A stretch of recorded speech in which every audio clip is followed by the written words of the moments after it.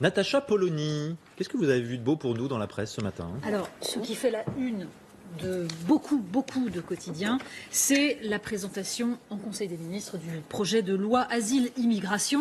Regardez, c'était évidemment la une du Monde. Le gouvernement va durcir le droit des étrangers. Alors, c'est aussi, dans le Parisien, les mises au point de Gérard Collomb, qui s'adresse aux lecteurs du Parisien et qui essaye de défendre cette position. On sait qu'il a souffert de passer pour le facho de service, donc il essaye de prouver que ce n'est absolument pas cela. Mais ça ne peut pas convaincre, par exemple, Libération, qui titre « Loi immigration et en même temps j'expulse ». Alors, Laurent Geoffrin, dans son éditorial, évoque les migrants de Calais, répartis dans tout le pays. Si ça s'était mal passé, il y aurait eu des polémiques, dit-il. Donc, il y a moyen de le faire. Il dit que dès que les Français connaissent des réfugiés, ils sont pour l'accueil, ce qui est vrai. Sauf que, évidemment, toute l'ambiguïté du texte de Laurent Geoffrin, c'est qu'il emploie le mot « réfugié ». Et tout le débat, c'est justement de savoir s'il faut distinguer ces réfugiés avec les migrants économiques. Alors, l'Humanité va encore plus loin. Loi Collomb, la machine à expulser les immigrés. Et l'Humanité en appelle à la France des Lumières, celle d'Hugo et de Jaurès, celle de nos pères fondateurs du CNR et de mai 68. Oh là là. On ne sait pas très bien ce que mai 68 vient faire là-dedans, mais oui, ça passe avec. Voilà. Et l'Humanité voit dans Emmanuel Macron un Sarkozy déguisé en faux centriste. Vous imaginez l'insulte suprême. Alors, Le Figaro, eh bien, est sur l'inverse. C'est-à-dire que Le Figaro titre de façon...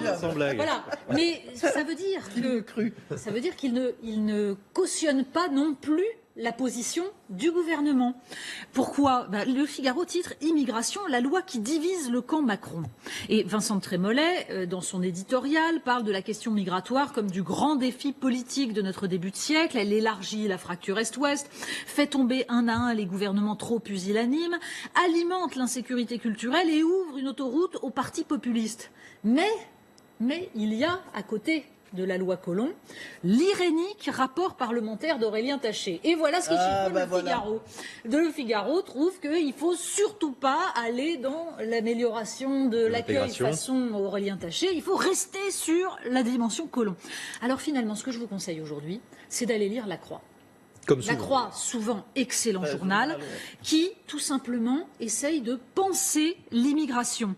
Alors, l'éditorial est d'ailleurs, enfin pas l'éditorial, l'ouverture de ce dossier est d'ailleurs assez paradoxale puisque donc le but du dossier est de penser de façon modérée et équilibrée, donc en essayant justement d'éviter ce que la Croix appelle la polarisation aiguisée au fil du temps. Mais sauf que juste après, la Croix dans ce texte explique que ne pas accueillir toute la misère du monde, c'était la phrase de Rocard, mais en fait aucun pays n'a jamais été sommé de le faire, donc ça n'est pas un problème. Donc en gros, il faut refuser la pensée binaire, mais quand même, les partisans d'un scénario sans frontières ont des positions intéressantes, des arguments qu'il faut discuter, mais en face, c'est démagogie et refus des droits de l'homme. Alors, c'est pas le meilleur texte, c'est tout ce qui suit qui est passionnant. Pourquoi ? Parce que justement, ce sont des débats entre gens qui réfléchissent posément et dans la nuance. Donc, on a par exemple cette question. Peut-on imaginer un monde sans frontières ? Étienne Balibar face à Raffaele Simone. Et honnêtement, quelle que soit la position que l'on choisit, les arguments sont intelligents, sont intéressants et surtout sans invective, sans caricature de l'autre.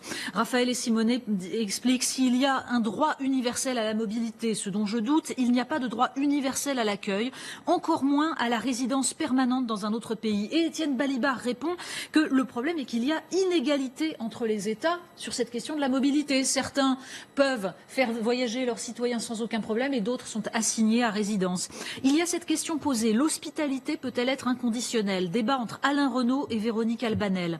Et pour le premier, c'est bien à l'État qu'il appartient de définir les conditions de l'accueil, alors que Véronique Albanel plaide pour un humanisme. Et Alain Renaud lui répond, oui, mais moi aussi je suis pour un humanisme de la diversité, mais il faut se demander quel quantum est bon pour préserver cette diversité, justement.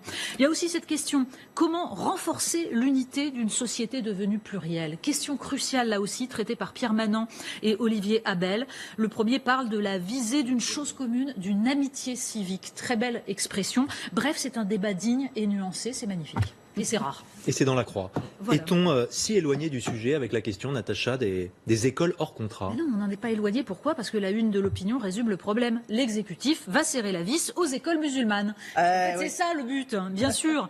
Alors les statistiques montrent que certes, cette dimension des écoles musulmanes au sein des écoles hors contrat, qui elles-mêmes sont très peu nombreuses, est en fait infime.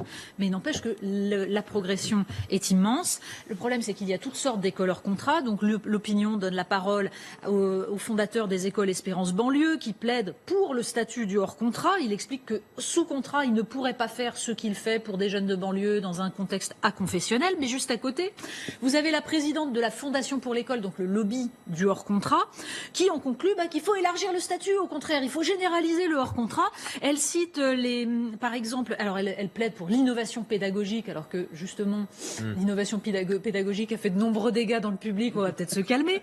Elle plaide pour le statut des free schools à l'anglaise. Elle oublie de préciser que la ville de Birmingham a vu ses 5 principales écoles tenues par des associations salafistes grâce au statut des free schools. Bref, c'est un peu paradoxal. Alors le Parisien nous dit école hors contrat ne veut pas dire hors la loi. Et c'est bien tout le problème. Dans le Figaro, on apprend par exemple qu'il y a une école à Rennes dans le Nord. Le maire s'y oppose parce que c'est une école donc musulmane. Et il explique par exemple que les parents payent 100 € par mois. 100 € par mois, c'est très peu pour une école hors contrat. Ça ne permet pas de faire vivre une école. Donc d'où vient le financement, dit-il.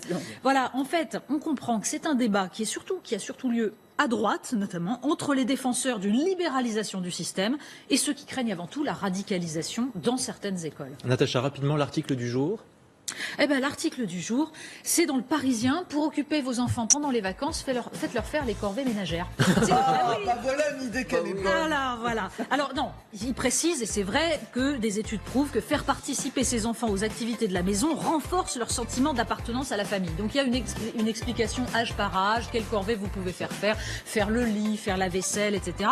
Sachant que le mieux, disent-ils, et c'est vrai, c'est l'exemplarité. Si papa et maman laissent traîner les chaussettes, il y a peu de chances que ça marche. Mais alors ce qui est délicieux, c'est surtout l'explication. Il ne faut surtout pas donner d'argent en échange, ça bien sûr, mais il faut que ce soit ludique, toujours. Donc là, proposez-lui de passer le balai en musique et pourquoi pas en moonwalk.